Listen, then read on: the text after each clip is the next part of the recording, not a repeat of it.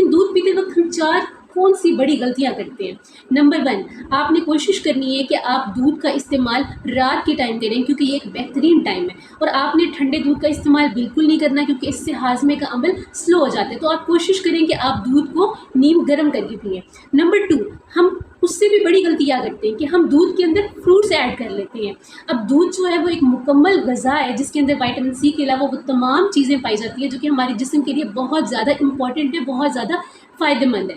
तो जब हम क्या करते हैं कि दूध के साथ फ्रूट्स को ऐड कर लेते हैं, तो वो हमारे हाजमे के लिए भारी हो जाता है। तो आपने फ्रूट्स को ऐड नहीं करना। नंबर 3, जैसे कि मैंने आपको बताया कि दूध एक मुकम्मल ग़िज़ा है, तो अगर हम उसको खाने से फ़ौरन पहले पीते हैं दूध को, या हम खाने के फ़ौरन बाद दूध का इस्तेमाल करते हैं, तो वो ऐसा है जैसे हमने खाने को 2 दफ़ा खा लिया, हमने डबल खाना खा लिया। तो वो भी हमारे हाजमे के लिए अच्छी नहीं है। हमें मतली की कैफ़ियत हो सकती है, उसके अलावा डायरिया